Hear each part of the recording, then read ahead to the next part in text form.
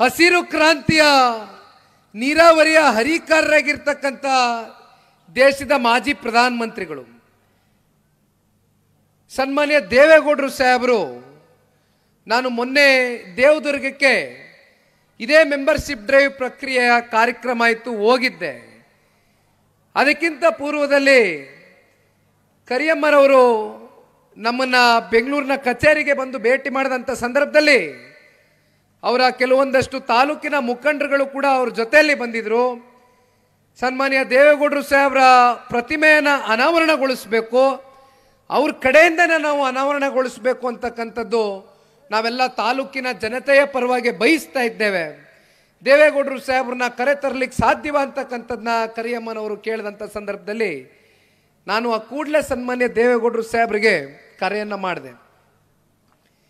ದೇವೇಗೌಡರು ಸಾಹೇಬ್ರಿಗೆ ಎಷ್ಟು ಪ್ರೀತಿಯಿಂದ ತಾಲೂಕಿನ ಜನತೆ ಕರೆದ್ರು ಅಷ್ಟೇ ವಿಶ್ವಾಸದಿಂದ ಸನ್ಮಾನ್ಯ ದೇವೇಗೌಡರು ಸಾಹೇಬರು ಅಲ್ಲಿಗೆ ಬರ್ತಾರೆ.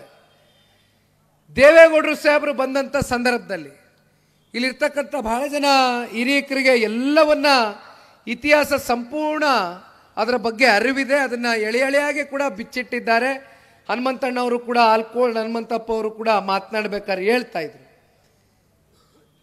ದೇವದುರ್ಗ ಏಷ್ಯಾದಲ್ಲೇ ಅತಿ ಹಿಂದೆ ಉಳಿದಂಥ ಒಂದು ತಾಲೂಕಾಗಿತ್ತು. ಅಭಿವೃದ್ಧಿಯಲ್ಲಿ ಸಂಪೂರ್ಣವಾಗಿ ಬರಡು ಭೂಮಿ ಇದ್ದಂಥ ದೇವದುರ್ಗ ತಾಲೂಕು.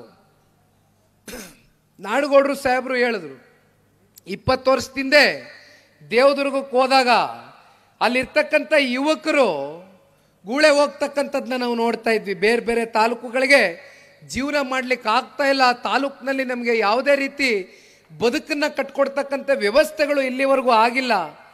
ಒಂದು ತೊಟ್ಟು ನೀರು ಕೂಡ ಇಲ್ಲ, ಇಲ್ಲಿ ನಾವು ಯಾವ ರೀತಿ ಬದುಕಬೇಕು ಅಂತ ಗೊತ್ತಿಲ್ಲ ಅಂತ ಒಂದು ಒಳಗಡೆ ಆತಂಕದಿಂದ ಬಹಳ ಜನ ಗೂಳೆ ಹೋಗ್ತಾ ಇದ್ರು. ಆದರೆ ಸನ್ಮಾನ್ಯ ದೇವೇಗೌಡರು ಸಾಹೇಬರು ಕೃಷ್ಣ ಬಲದಂಡ ಯೋಜನೆ ಮೂಲಕ ನಾರಾಯಣಪುರ ಕಾಲುವೆಯಿಂದ ಆ ಭಾಗದ ಜನತೆಗೆ ನೀರನ್ನ ಹರಿಸ್ತಕ್ಕಂಥ ಕೆಲಸ ಮಾಡ್ತಾರೆ. ಅದಕ್ಕೋಸ್ಕರ ಆ ತಾಲೂಕಿನ ಜನತೆ ಸನ್ಮಾನ್ಯ ದೇವೇಗೌಡರು ಸಾಹೇಬರಿಗೆ ಒಂದು ಪ್ರತಿಮೆಯನ್ನು ಅನಾವರಣಗೊಳಿಸಬೇಕು ಅಂತಕ್ಕಂಥದ್ದಕ್ಕೆ ಅಲ್ಲಿ ಕರೀತಾರೆ. ಆಗ ದೇವೇಗೌಡರು ಸಾಹೇಬರು ಒಂದು ಮಾತನ್ನ ಹೇಳ್ತಾರೆ, ನಾನಿಲ್ಲಿ ಬಂದಿರತಕ್ಕಂಥದ್ದು ನನ್ನ ಪ್ರತಿಮೆಯನ್ನು ಅನಾವರಣಗೊಳಿಸ್ತಕ್ಕಂಥ ಕಾರ್ಯಕ್ರಮಕ್ಕಲ್ಲ, ನೀವೆಲ್ಲ ಪುಣ್ಯಾತ್ಮರು ಇವತ್ತಿಗೂ ಕೂಡ ನಾನು ಕೊಟ್ಟಿರ್ತಕ್ಕಂಥ ಕಾರ್ಯಕ್ರಮವನ್ನು ಹೃದಯದಲ್ಲಿ ಇಟ್ಕೊಂಡು ಮೆರೆಸ್ತೀರಿ, ನಿಮ್ಮನ್ನೆಲ್ಲ ಕಾಣಲಿಕ್ಕೆ ಕಣ್ ತುಂಬಿಸ್ಕೊಳ್ಳಿಕ್ಕೆ ನಿಮ್ಮಂಥ ಪುಣ್ಯಾತ್ಮರನ್ನ ನಾನು ಇಲ್ಲಿ ಇವತ್ತು ಬಂದಿದ್ದೇನೆ ಅಂತಕ್ಕಂಥದ್ದನ್ನ ಸನ್ಮಾನ್ಯ ದೇವೇಗೌಡರು ಹೇಳ್ತಾರೆ. ಇವತ್ತು ವಿಜಯಪುರ ಜಿಲ್ಲೆಯಲ್ಲಿ ಆಲ್ಮಟ್ಟಿಯನ್ನ ಎತ್ತರಕ್ಕೆ ಕಟ್ಟತಕ್ಕಂಥ ಒಂದು ಕೆಲಸ ಸನ್ಮಾನ್ಯ ದೇವೇಗೌಡರು ಸಾಹೇಬರು ಪ್ರಧಾನಮಂತ್ರಿಗಳಾದಂಥ ಸಂದರ್ಭದಲ್ಲಿ ನಿರ್ಣಯವನ್ನು ತಗೊಳ್ತಾರೆ. ಹಾಗನ್ ಮಾತ್ರಕ್ಕೆ ಇವತ್ತಿಗೆ ಶಾಶ್ವತವಾಗಿ ಜಿಲ್ಲೆಯ ಜನತೆಗೆ ನೀರಾವರಿ ಆಗಿದೆ ಅಂತಕ್ಕಂಥದ್ದನ್ನ ನಾವು ಹೇಳಲಿಕ್ಕೆ ಸಿದ್ಧ ಇಲ್ಲ. ಇವತ್ತಿಗೂ ಕೂಡ ನೀರಾವರಿ ಇನ್ನೂ ಶಾಶ್ವತವಾಗಿ ಆಗಬೇಕಾಗಿರ್ತಕ್ಕಂಥದ್ದು, ನೀರಾವರಿ ಸಂಪೂರ್ಣವಾಗಿ ನೆನೆಗುದ್ದಿಗೆ ಬಿದ್ದಿರ್ತಕ್ಕಂಥದ್ದು ಇವತ್ತು ನಮ್ಮ ಕಣ್ಮುಂದೆ ಇದೆ. ಇವೆಲ್ಲವನ್ನ ಮುಂದಿನ ದಿನಗಳಲ್ಲಿ ಸಂಪೂರ್ಣಗೊಳಿಸಬೇಕು ಅಂದರೆ ಸನ್ಮಾನ್ಯ ಕುಮಾರಣ್ಣವರ ನೇತೃತ್ವದ NDA ಸರ್ಕಾರ ನಿಮ್ಮ ಮುಂದೆ ಬರಬೇಕಾಗ್ತದೆ. ಇವತ್ತು ನಾನು ಕೇವಲ ಮೆಂಬರ್ಶಿಪ್ ಡ್ರೈವ್ ಪ್ರಕ್ರಿಯೆಗೋಸ್ಕರ ಇಲ್ಲಿ ಬಂದಿರತಕ್ಕಂಥದ್ದಲ್ಲ. ಇವತ್ತು ಹಲವಾರು ಜಿಲ್ಲೆಗಳಿಗೆ ರಾಜ್ಯಾದ್ಯಂತ ಪ್ರವಾಸವನ್ನು ಕೈಗೆತ್ಕೊಂಡಿರ್ತಕ್ಕಂಥದ್ದು. ಸ್ಥಳೀಯವಾಗಿ ಇವತ್ತು ನೀವೇನು ಸಮಸ್ಯೆಗಳನ್ನ ಕುಂದುಕೊರತೆಗಳನ್ನ ನೀವು ಪ್ರತಿನಿತ್ಯ ನಿಮ್ಮ ಜೀವನದ ಬದುಕಿನ ಉದ್ದಗಲಕ್ಕೂ ಎದುರಿಸ್ತಾ ಇದ್ದೀರಿ, ಇವೆಲ್ಲವನ್ನ ಇವತ್ತು ನಾನು ಈ ಪಕ್ಷದ ಒಬ್ಬ ನಿಷ್ಠಾವಂತ ಕಾರ್ಯಕರ್ತನಾಗಿ ಇವತ್ತು ಇವೆಲ್ಲವನ್ನ ನಾನು ಕೂಡ ಬಹಳ ಹತ್ತಿರದಿಂದ ಗಮನಿಸಿ ಅರ್ಥ ಮಾಡ್ಕೊಳ್ಬೇಕಾಗಿದೆ. ಇಲ್ಲಿಯವರೆಗೂ ಸರ್ಕಾರಗಳು ಸುಮ್ಮನೆ ಚುನಾವಣೆ ಸಂದರ್ಭದಲ್ಲಿ ಬಂದು ಚುನಾವಣೆಯಲ್ಲಿ ಮತ ಗಿಟ್ಟಿಸ್ಕೊಳ್ಳೋದಕ್ಕೋಸ್ಕರ ಸುಳ್ಳು ಭರವಸೆಗಳನ್ನ ಕೊಟ್ಟು ಗ್ಯಾರಂಟಿ ಕೊಡ್ತೇವೆ ಮತ್ತೊಂದು ಕೊಡ್ತೇವೆ ಅಂತಕ್ಕಂಥದ್ದನ್ನ ಸುಳ್ಳನ್ನು ಹೇಳಿ, ಏಕೆಂದರೆ ಇವತ್ತು ಪ್ರಜಾಪ್ರಭುತ್ವದ ವ್ಯವಸ್ಥೆ ಯಾವ ರೀತಿ ಇದೆ ಅಂದರೆ 5 ವರ್ಷಕ್ಕೊಂದ್ಸಲಿ ಚುನಾವಣೆ ಎದುರಿಸ್ತೇವೆ. ಆ ಚುನಾವಣೆಯಲ್ಲಿ ಆ ತಾತ್ಕಾಲಿಕವಾಗಿ ನೀವು ಜನಗಳಿಗೆ ದಾರಿಯನ್ನ ತಪ್ಪಿಸಿ ಮತ ಗಿಟ್ಟಿಸ್ಕೊಳ್ಳೋದಕ್ಕೋಸ್ಕರ ನೀವು ಸುಳ್ಳಿನ ಭರವಸೆಗಳನ್ನ ಕಂತುಗಳನ್ನ ಏನು ಕಟ್ಟಿ ಬರ್ತೀರಿ, ತದನಂತರ ಪಾಪ ಜನ ಅಮಾಯಕರು ಏನು ಮಾಡ್ತಾರೆ? 5 ವರ್ಷ ನೀವು ಮತ ಹಾಕಿಬಿಟ್ಟಿರ್ತೀರಿ, ಸರ್ಕಾರ ರಚನೆ ಆಗೋಗಿರ್ತದೆ, ಏನು ಮಾಡ್ಲಿಕ್ಕೆ ಆಗ್ತದೆ? 5 ವರ್ಷ ನೀವು ಅವ್ರನ್ನ ತಿರಸ್ಕಾರ ಮಾಡ್ಲಿಕ್ಕೆ ಮತ್ತಿನ್ನು 5 ವರ್ಷ ಕಾಯಬೇಕು. ಅಂಥ ಸರ್ಕಾರಗಳು ನಮಗೆ ಬೇಕಾ? ನಮಗೆ ಮುಂದಿನ ದಿನಗಳಲ್ಲಿ ಈ ರಾಜ್ಯದ ಸಮಗ್ರ ಅಭಿವೃದ್ಧಿ ಆಗಬೇಕು ಅಂತಕ್ಕಂಥದ್ದಾದರೆ ಜನತಾದಳ ಪಕ್ಷ, ಭಾರತೀಯ ಜನತಾ ಪಾರ್ಟಿಯ ಸನ್ಮಾನ್ಯ ಕುಮಾರಣ್ಣವರ ನೇತೃತ್ವದ ಸರ್ಕಾರ ಮತ್ತೊಮ್ಮೆ ಈ ರಾಜ್ಯದಲ್ಲಿ ರಚನೆ ಆಗಬೇಕು. ಆ ಹಿನ್ನೆಲೆಯಲ್ಲಿ ಇವತ್ತು ನಮ್ಮ ಪಕ್ಷದ ಎಲ್ಲ ಅಕ್ಕಪಕ್ಕ ಜಿಲ್ಲೆಯ ಅಭ್ಯರ್ಥಿಗಳು, ಶಾಸಕರು, ಮಾಜಿ ಶಾಸಕರು, ಮಾಜಿ ಸಚಿವರು ಎಲ್ಲರೂ ಕೂಡ ಈ ಒಂದು ಜನರೊಂದಿಗೆ ಜನತಾದಳ ಕಾರ್ಯಕ್ರಮದಲ್ಲಿ ಅವರ ಬಿಡುವಿಲ್ದಿರ ಸಮಯವನ್ನು ಇವತ್ತು ಪಕ್ಷದ ಕಷ್ಟ ಕಾಲದಲ್ಲಿ ಇವತ್ತು ಪಕ್ಷವನ್ನು ಕಟ್ತೇವೆ ಅಂತಕ್ಕಂಥ ಹೃದಯ ವೈಶಾಲ್ಯತೆಯನ್ನು ತೋರಿಸಿ ಬಂದಿರತಕ್ಕಂಥ ನಿಮ್ಮೆಲ್ಲರಿಗೂ ಕೂಡ ನಾನು ಹೃದಯ ತುಂಬಿದ ಧನ್ಯವಾದಗಳನ್ನ ತಿಳಿಸ್ಲಿಕ್ಕೆ ಬಯಸ್ತೇನೆ. ಈಗಾಗಲೇ ಸಮಯ ಹತ್ತತ್ರ 10 ಗಂಟೆ ಆಗ್ತಾ ಇದೆಯಣ್ಣ. ನಾನು ಇನ್ನೂ ಹೆಚ್ಚು ಸಮಯ ತೆಗೆದುಕೊಳ್ಳಕ್ಕೆ ಹೋಗೋದಿಲ್ಲ.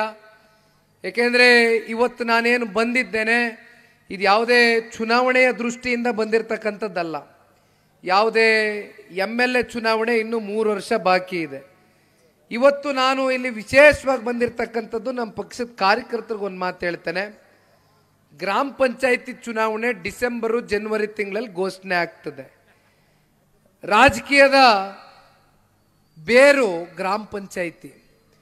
ಗ್ರಾಮ ಪಂಚಾಯಿತಿಯಲ್ಲಿ ನಿಮ್ಮ ಗ್ರಾಮಗಳಲ್ಲಿ ನೀವೆಲ್ಲ ಎಷ್ಟು ಸಕ್ರಿಯವಾಗಿ ಜನರ ಒಡನಾಟದಲ್ಲಿ ಇರ್ತೀರೋ ಇವೆಲ್ಲವನ್ನು ಗಮನಿಸಿ ತಾಲೂಕಿನ ಶಾಸಕರಿರಲಿ, ಅಭ್ಯರ್ಥಿಗಳಿರಲಿ, ಮಾಜಿ ಶಾಸಕರಿರಲಿ, ಅವ್ರು ಯಾವ ರೀತಿ ನಮಗೆ ನಿಮ್ಮ ಪರವಾಗಿ ಟಿಕೆಟನ್ನು ಕೊಡ್ತಕ್ಕಂಥದ್ದಕ್ಕೆ ಮುಂದಿನ ZPTP ಚುನಾವಣೆಯಲ್ಲೂ ಡೈರೆಕ್ಷನ್ಸ್ ಕೊಡ್ತಾರೋ, ಮುಂದೆ ಇನ್ನೂ ಹಲವಾರು ಸಭೆಗಳಿಗೆ ನಾನು ಬರಲಿಕ್ಕಿದೆ.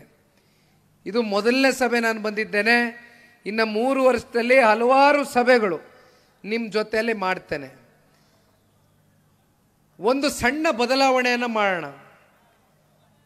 ಈಗೇನು ಕಾಲ ಭಾಳ ಮುಂದುವರೆದು ಬಿಟ್ಟಿದೆ. ಸರ್ವೆ ರಿಪೋರ್ಟನ್ನು ಮಾಡ್ತೇವೆ. ಯಾರು ನಿಮ್ಮ ZP ವ್ಯಾಪ್ತಿಯಲ್ಲಿ, TP ವ್ಯಾಪ್ತಿಯಲ್ಲಿ, ನಿಮ್ಮ ವ್ಯಾಪ್ತಿಗಳಲ್ಲಿ ಇವತ್ತಿಂದ ಸಕ್ರಿಯರಾಗಿ ಹೆಜ್ಜೆ ಹಾಕಿ ಜನರ ವಿಶ್ವಾಸವನ್ನು ಗೆಲ್ತಕ್ಕಂಥ ಪ್ರಾಮಾಣಿಕ ಕೆಲಸ ಮಾಡ್ತಿರೋ ಆ ಒಂದು ಸರ್ವೆ ರಿಪೋರ್ಟನ್ನು ಇಟ್ಕೊಂಡು ನಮ್ಮ ಅಭ್ಯರ್ಥಿಗಳ ಜೊತೆನೂ ನಾವು ಕೂತ್ಕೋತೇವೆ, ಅವ್ರ ಜೊತೆನೂ ಕೂರ್ತೇವೆ, ನಮ್ಮ ಮುಖಂಡರು ಕಾರ್ಯಕರ್ತರ ಜೊತೆನೂ ಕೂತ್ ಚರ್ಚೆ ಮಾಡ್ತೇವೆ. ನಿಮ್ಮ ಎದುರುಗಡೆ ಸಾಮೂಹಿಕವಾಗಿ ಟಿಕೆಟನ್ನು ಘೋಷಣೆ ಮಾಡ್ತೇವೆ ತೀರ್ಮಾನ ತಗೊಂಡು. ನಾನು 86 kg ಇದ್ದವಳು 71 kg ಬಂದಿದ್ದೀನಿ. ವಯಸ್ಸಾದ್ಮೇಲೆ ಸ್ಮಾರ್ಟ್ ಆಗಿ ಕಾಣ್ತೀರ ಅಂದ್ರೆ ಜಿನ್ನಿ. 126 kg ವೇಟ್ ಇದೆ. ನಾವು ಈಗ 114 kg ಲೆಕ್ಕ ಬಂದಿದ್ದೀವಿ. ಯಾವುದೇ ಸೈಡ್ ಎಫೆಕ್ಟ್ ಆಗಿಲ್ಲ. 84ರಿಂದ 50 kg ಬಂದೆ. ಆಮೇಲೆ ಸಣ್ಣಗೆ ಫಿಟ್ ಆಗಿದ್ದೀನಿ. ಅದಕ್ಕೆ ನಾನು ಯೂಸ್ ಮಾಡ್ತಾ ಇರೋದು ಜೀನಿ ಸ್ಲಿಮ್. 84ರಿಂದ 50 kg ಬಂದೆ. ಆಮೇಲೆ ಸಣ್ಣಗೆ ಫಿಟ್ ಆಗಿದ್ದೀನಿ. ಅದಕ್ಕೆ ನಾನು ಯೂಸ್ ಮಾಡ್ತಾ ಇರೋದು ಜೀನಿ ಸ್ಲಿಮ್. ಸಣ್ಣ ಆಗಕ್ಕೆ ಜೀನಿ ಸ್ಲಿಮ್ ಯೂಸ್ ಮಾಡದೆ ಹೆಲ್ದಿನೂ ಅದೇ. ನೀವು ಸಣ್ಣ ಆಗ್ಬೇಕಾ, ಹೆಲ್ದಿ ಆಗ್ಬೇಕಾ? ಹಾಗಿದ್ರೆ ಜೀನಿ ಸ್ಲಿಮ್ ಯೂಸ್ ಮಾಡಿ. ಸಣ್ಣ ಆಗೋದಕ್ಕೆ ಯಾವುದೋ ಪ್ರಾಡಕ್ಟ್ ಹೇಳ್ತಾ ಇದ್ದಾಳೆ, ಏನಾದರೂ ಸೈಡ್ ಎಫೆಕ್ಟ್ಸ್ ಇದೆ ಅಂತ ಯೋಚನೆ ಮಾಡ್ತಾ ಇದ್ದೀರಾ? ಖಂಡಿತ ಇಲ್ಲ. ಯಾಕಂದ್ರೆ ಇದು ಕೆಮಿಕಲ್ ಫ್ರೀ. ಸಣ್ಣ ಆಗಬೇಕು ಅಂದರೆ ಜೀನಿ ಸ್ಲಿಮ್ ಯೂಸ್ ಮಾಡಿ. ಹೆಚ್ಚಿನ ಮಾಹಿತಿಗೆ ಕೆಳಗೆ ಡಿಸ್ಪ್ಲೇ ಆಗ್ತಿರೋ ನಂಬರ್ಗೆ ಕಾಲ್ ಮಾಡಿ.